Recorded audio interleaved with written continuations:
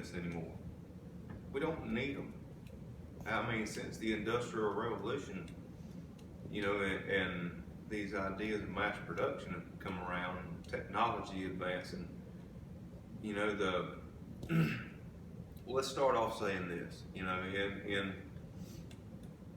after the Industrial Revolution, your blacksmith became more of a tool maker, a specialized metal worker versus somebody you came to, versus a general metal worker that everybody come to see for everything.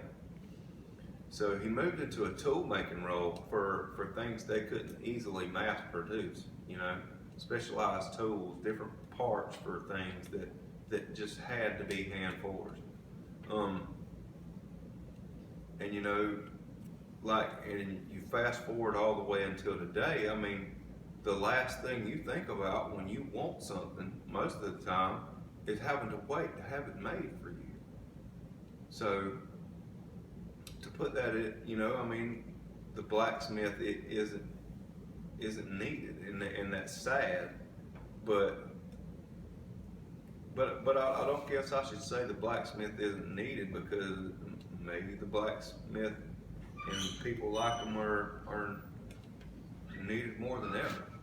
Now, to prevent people from just completely forgetting about real skills, or having real skills, or a trade that actually produces something. What turned me on to being a blacksmith was that, I knew from a young age that I had to do something with my hands for a living. I knew that. But I've done all kinds of jobs in my life, and the reward I get from pouring all of myself into a project throughout the day, and when I get done with that day, I can hold in my hand, I can say, I did this, you know what I mean? For better or worse, good or messed up, I can hold it there and say, I poured all of my skill, all of myself into doing this one thing, and it's on nobody else's shoulders but me. And that's what I needed for myself in my career. I needed that pressure. It's like a slow, crazy pressure that hangs out with you there in the blacksmith shop, because you can spend hours and hours working on this one thing. Simple or complicated, you can spend all day in there working on it, and at the last minute you do something wrong and it's worthless. So you have to start all over again.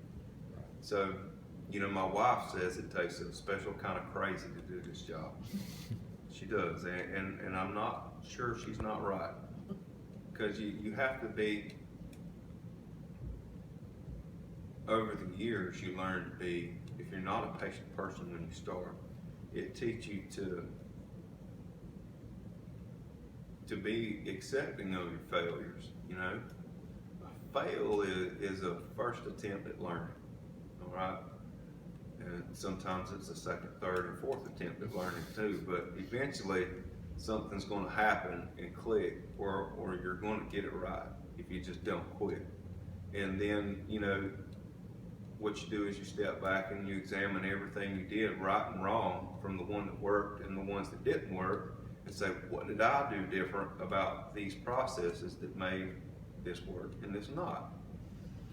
So, in a way, if you listen to the fire and the forge, and if you have a little understanding of what's going on, you can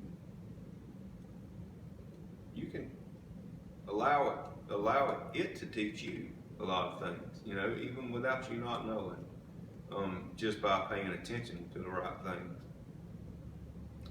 But I wouldn't want to have to learn it all by myself, because it's scary.